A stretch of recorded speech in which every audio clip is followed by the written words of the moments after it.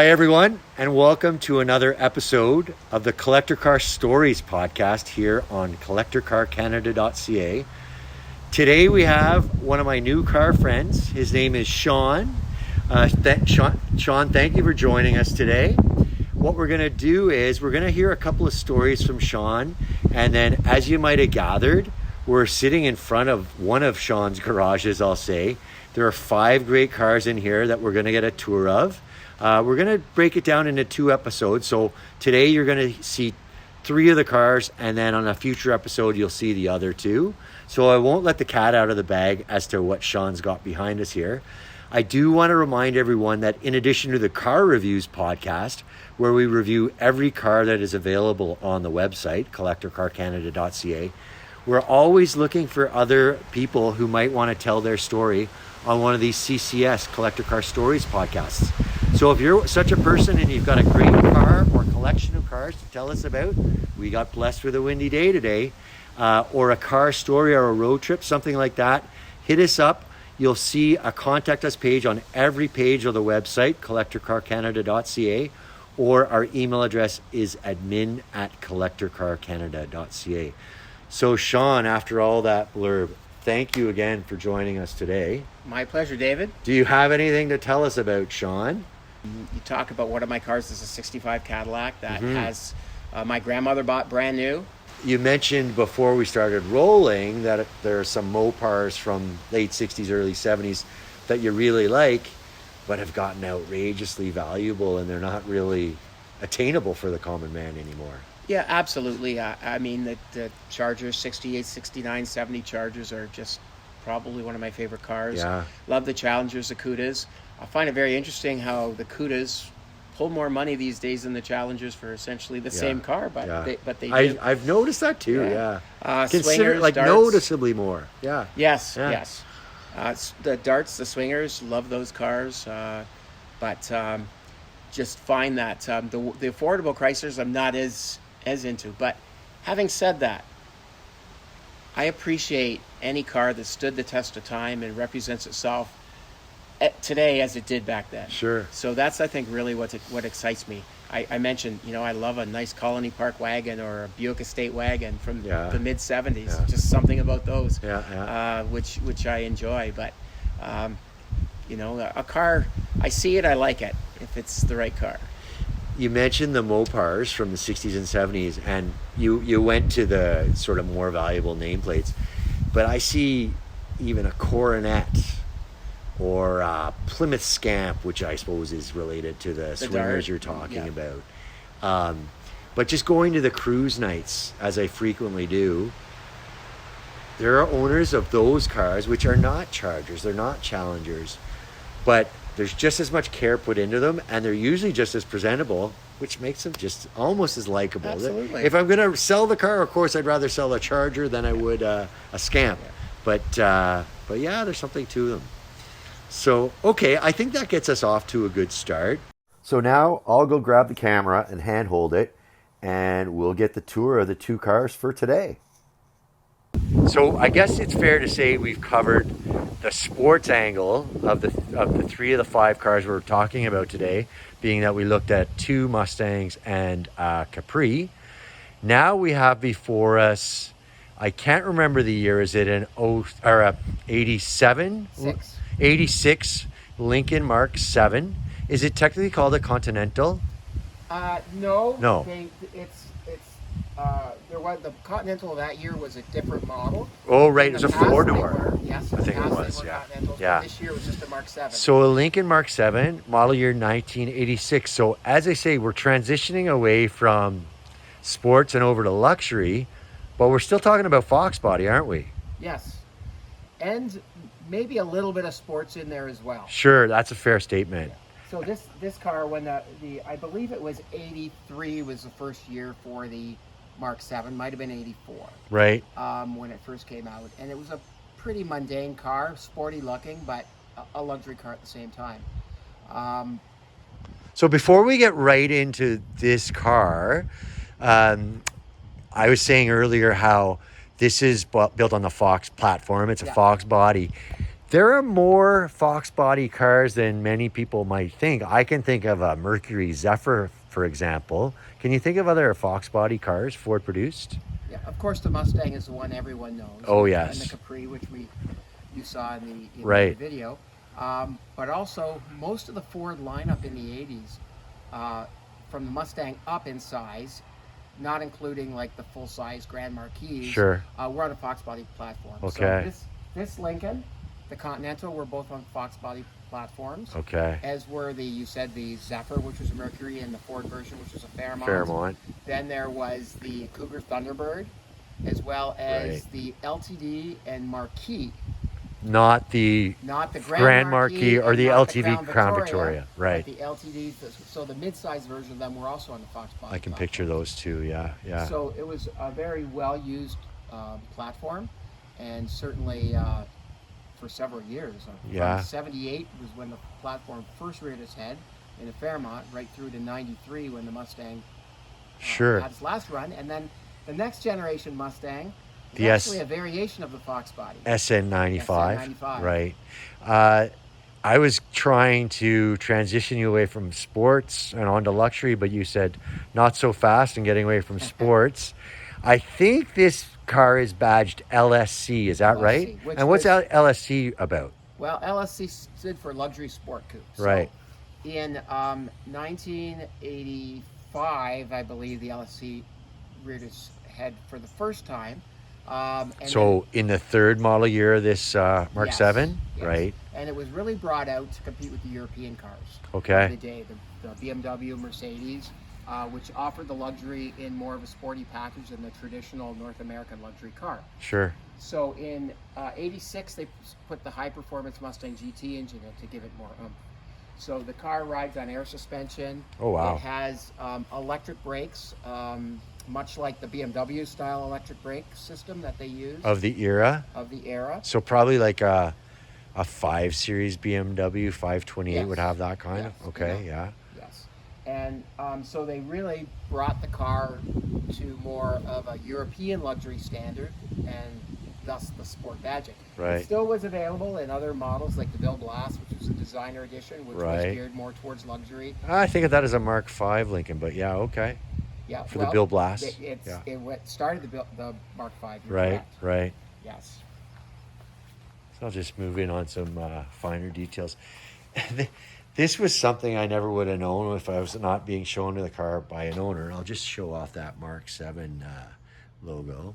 But you were talking about the spring-loaded grille. Yeah, they have a spring-loaded grill, and I challenge anyone to give me the reason why Who knows that's there. why? Yeah, I yeah. just assume it's for impact. If something's flying through the air and hits it, it has some give. It's got a better chance of not being damaged, yeah. But that's just one of my guesses. Yeah, So yeah. one of the things with the LSC version, it sits on a little bit wider tire.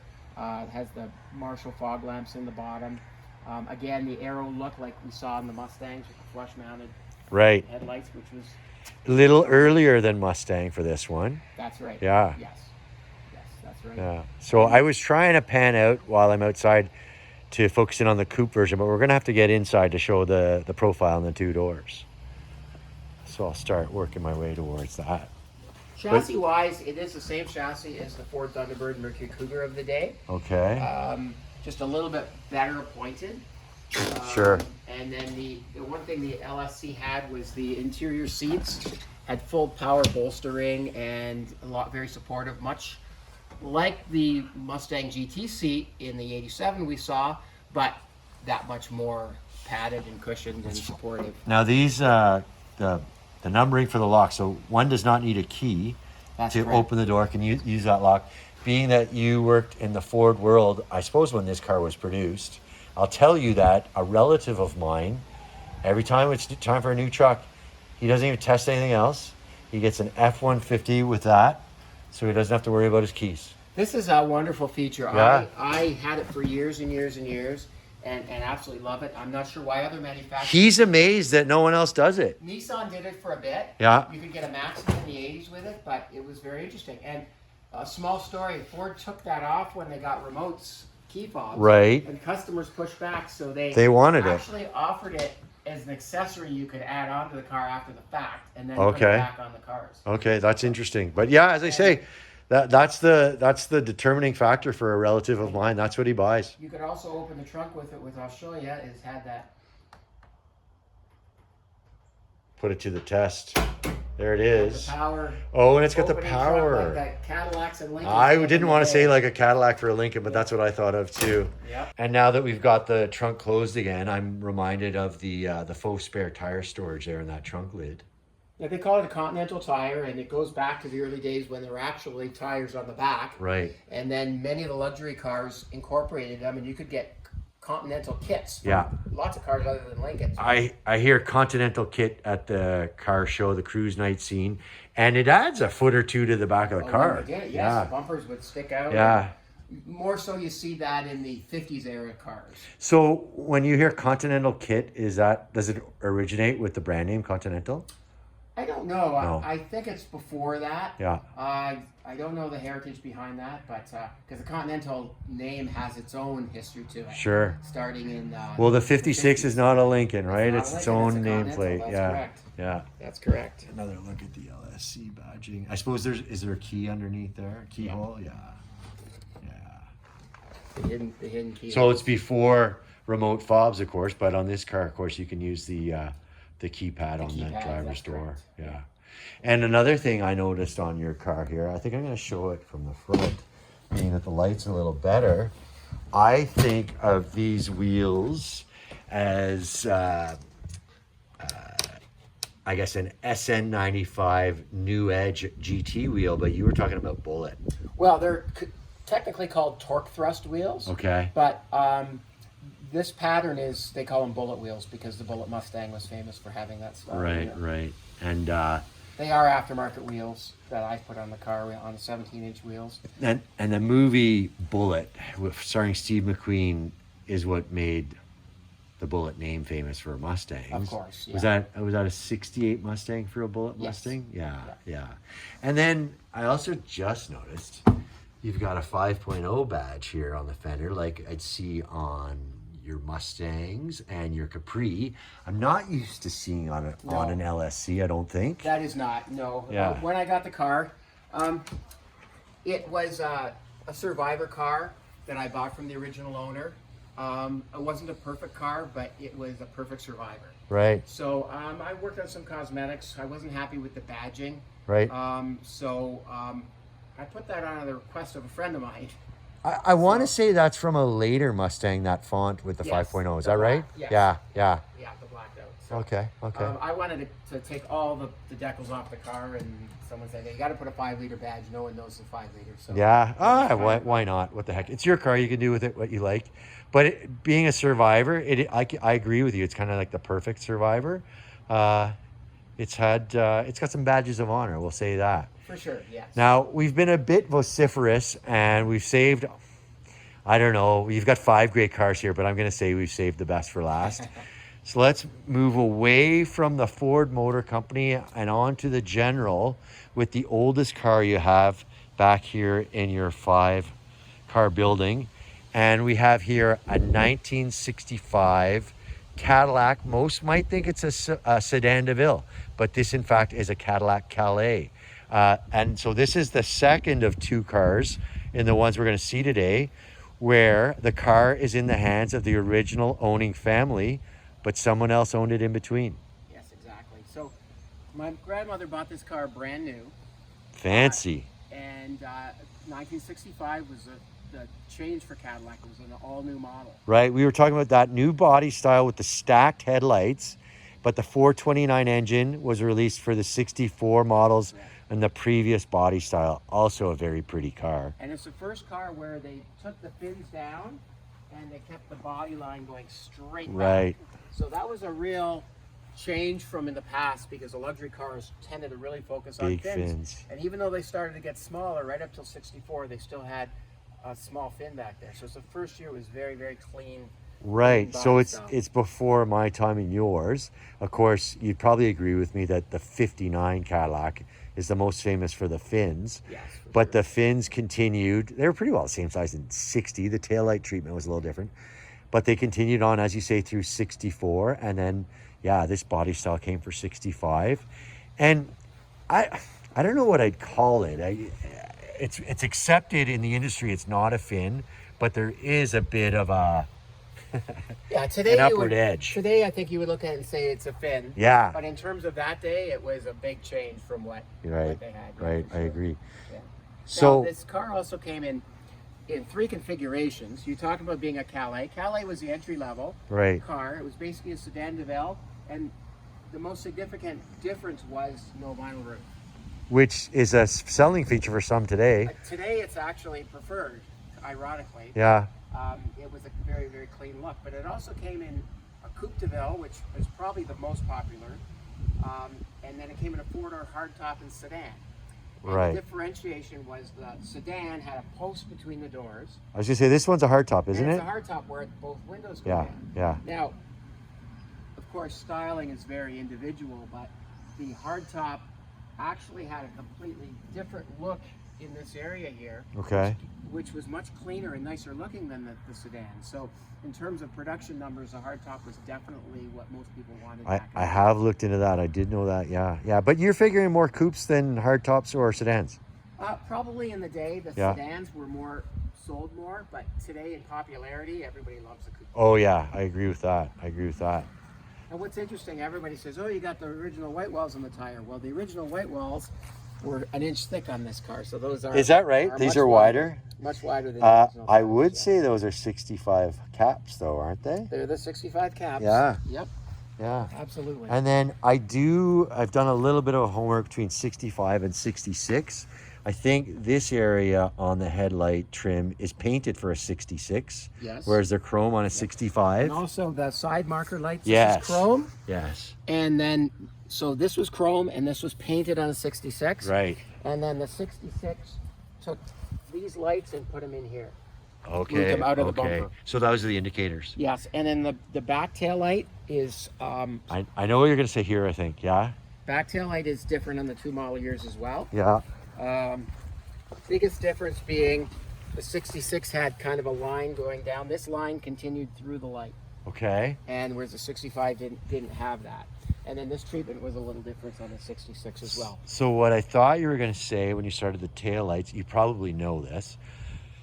I have a little bit of experience with a 65, none I don't think with a 66. So this is textbook knowledge, and often practical knowledge is better, superior. But I understand to change a bulb in the taillights of the 66, unless you've got the hands of a 4-year-old, take the bumpers off. The bumper comes off. So you do know about this that. One you can do it. You can take these off, but because they put that line through, you couldn't. So that lens will remove. Oh yes, I can see this. Yeah, I can see this. But 66, like I say, this line here continues straight down. I can't imagine having to remove a bumper to switch out a. And it's your typical sign of the times. Your gas. Right, gas in behind the license plate. Yeah. And the trunks during the day, I think they measured the volume by how many bodies fit in them. Because these ones you can fit the bodies lengthwise, parallel with the car. Yes. You were talking about the mileage on this car, and being that your grandmother's the original owner, you can kind of document that mileage. What do you figure, Shawn? Okay, so it's sitting today. It's let's see, it was at 55,000. We might have 56,400 miles. And that's original on the 429. So the story with the car is my grandmother brought it new. Yeah. She had a stroke about 11 years, when the car was about 11 years old, had 24,000 miles at that point in time. So mid-70s, okay. Never drove the car again. I became the custodian. I wasn't even of driving age, and No. I became the custodian of the car. But your grandmother knew that you were a car lover already. Yeah, and I just loved the car, and probably everybody was thankful that I took that role. Sure. So, but your grandmother must have been attached to it. She wanted to keep it, even though she wasn't going to drive again. Oh, absolutely. Yeah. And I would take her for drives in the car once in a while. It was like driving Miss Daisy. Yeah. Which 65 Cadillac was in driving Miss Daisy. Is that right? So you're talking about after you got your driver's license, I'm sure? After I got my driver's license, yeah. yes. And so kept the car until 1994. Okay. She asked me to sell it for her. She was still living, okay. So 94, that's almost 30 years later. Yeah, 29 years. I wasn't in a position to keep the car myself at the time, so I sold it for her. Yeah. and lost track of it. Uh-huh. And in 2014, I thought, I wonder if I could find that car. Uh-huh. And I did some research. And the buyer was just an arm's length buyer that you met through a classified ad? Yes. Yeah. Yep. And went to Kitchener-Waterloo area. Okay. Not that far from you here in Niagara. And so in 2014, I started searching it out. And I found that it was registered to an owner in Goderich. Oh, yeah. Up on Lake Huron. Yes. I went in and did a lot of research, found someone with the same name on Facebook, and was able to find a picture of them with this car. So was it as scientific as having what I'll call a VIN number? I don't know if it's technically called that in 65, and buying a used vehicle information package? Sort of, yes. Yeah, yes. yeah. Yes. So, of course, with the UVIP, sometimes people get a little nervous about those. The name of the owner does appear, but not their address. No, they don't. So you have a name and you have a city, and that's all. Yeah, yeah. So when I found someone with the same name in Goderich, I started to do research, found a picture of this car with them on Facebook. Uh-huh. Sent a message in the spring of 14 saying, hey, Through Facebook? Through Facebook, yeah. I'm interested in the car. If you're interested in selling it, I'd like to talk. Never heard from anyone. Right. Over a year later. And you probably didn't think much of it. Well, You figured, it's worth a try. Yeah. Yeah, I didn't. But a year later, I got contacted, said, we found your message. Yeah, we're interested in selling it. It probably got delivered to their junk folder. Yeah, that's what they say. Yeah. So, anyways, I went, make a long story short, I bought the car back. Wow. How quickly after that you heard from them?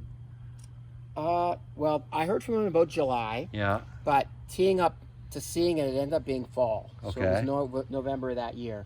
So it wasn't lack of urgency. It was just difficult. They were ready to let go, it sounds like. Yeah, and difficult to tee up a time when.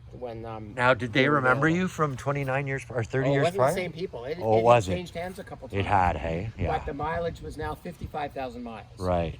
So, that was all well documented, so I knew where the car was coming to. Uh-huh. It wasn't stored as well as I would have liked it to have been, so I had What a dutiful grandson. I had to do some TLC to the car to get it back. Uh-huh. But interestingly enough, the weekend I got it back and got it cleaned up, I got a call from a movie company. Oh, yeah. And they wanted to rent it, and they rented the car to do a shooting of the TV series in Toronto called American Gods. Oh, yeah. So I left on a flatbed as fast as it came, and then they had it for a week and brought it back. They pay up for that? Yeah. You don't have to tell us how much. They paid up. So I was showing the crank window here and their power windows. In case that seems like a contradiction, the crank is for the vent window here, and Shawn can display that without the car running, and the power windows for the bigger pane. Now, this is a rhetorical question. I'm just trying to wind you up a bit. I see blankets covering both benches. The upholstery must be all beat up, is it? No. Upholstery's like new in the car. Wow. It's very nice. And this is original stuff, isn't it? Yes. Those blankets are protective. I'm paying homage to my grandmother. They were her blankets too, weren't they? She had them on the car all the time. Yeah. We hated them as kids because they were itchy on our legs when we were wearing shorts, but so you had those in your possession the whole 30 years while the car was gone. Put them back in. So. Yeah. Another neat thing from my little bit of time with the 65 Cadillac is the glove box is in the center here, which I find really neat. Ignition up above, the HVAC controls. And it looks like you've got an original, is it AM radio? That's an AM FM. AM FM, eh? Wow. And there was also available the AM Wonderbar radios back in the day. And that would search for a station, wouldn't it? Yeah. I'm familiar with those. Yeah. And a big 2-spoke steering wheel without any cracks in it. No, it's in good shape. Yeah. So a black on, I guess I'll just say light blue. It's called light blue, yes. And I get a kick out of the fonts of these 60s Cadillacs for the odometer. Same as the GM cars I was around in the 80s, I'd say. Same font on that odometer. 5-digit odometer. By the 80s, they were 6 digits. Of course, we had shifted to metric, so we needed the extra digit. But yeah, it's a glorious, I almost call it a survivor, but that undersells it. What about the paint, Shawn? It's so gleaming and shiny. Well, the paint's not perfect on the car. I had commissioned a repaint in the early 80s. Oh, well, your grandmother still owned it. She owned the car. Yeah. And then when I got the car back, I had some paint work done to it. The paint was really checked in certain spots. Okay. So I had the top of the car painted, and just, again, I think the way it was stored and kept, they didn't do any long-lasting damage to the car, but they didn't do it any favors as well. Right, so, right. It's been a little bit of a labor of love getting it back to. Now, you were a little sheepish earlier when you showed me under the hood, but I don't think you've got anything to be embarrassed about. Can I convince you to show us Absolutely. the 429? I was only a little sheepish because I like them detailed up a little bit better. It's pretty good. But it's on my to-do list Yeah. of getting it up and going. So here's the big 329. 429. Oh, sorry, 429. Sorry to undersell it. I misspoke there because I was thinking of other numbers. I know I've researched horsepower for this engine. I think it's 375 horsepower. I believe 365. 365. Okay. You're in the ballpark though. Yeah. I know my 429 Thunderbird engine was 375, and this one was just a touch behind it, but pretty close. It's a Of very course, 12 volt torquey system. engine. We're 10 years into being 12 volt for the 12 domestics. volt, yes. I just see the alternator. That's what made me think of it. Yeah. Big distributor there with connected to 8 plugs for the big V8. The previous owner had put a flex fan on. I'm not quite sure why, but it's just... And I see a cowl tag here just for fun. I'll show people that. Get to see that originality as well. Yeah, that has the details of the car. But we did get a little shot of the car running as you parked it to where it sits right now. But I was really impressed by the way it started up. One turn, and fired right up. Pretty cool. Yeah, it is a good running car. Yeah. Cadillac made a good engine back in the day, for sure. Yeah. Well, the finest in the world at the time. Yes. So at least, I think there was some tagline close to that. I don't think I nailed it word for word, but it was something like that. So, Shawn, we've covered 5 cars this afternoon. I know you have more, but that's all we're going to cover. And as I say, personal bias, despite being a Mustang owner, personal biases tell me that we saved the best for last. So I really appreciate the Cadillac. But the Lincoln and the 4 Foxbodies altogether, I've really enjoyed too. So we want to thank you for spending some time with us this afternoon. Anything you want to close with that we have left out? No, it's a pleasure, Dave. I'm glad you had the chance for you to come down. And me too. Love to talk about cars. Could talk all day, as we know we've been at it a few hours. Yeah, now. we have. But, Well, one more look at this grand 65 Calais that I really like. And it's really interesting to hear your perspective of the biggest difference between the Calais and the Sedan DeVille being the, I'll call it slick top. Maybe that's a little too slang for this car. Maybe it deserves better. But without the vinyl roofs have all decayed by now in all likelihood. Maybe the Calais is the preferable purchase 60 years later. But it really is a dramatic look. So thank you again, Shawn. Thanks, Dave. Here we are with the Collector Car Stories podcast. We hope you enjoyed it. We'll see you next week. Thanks again, Shawn. My pleasure.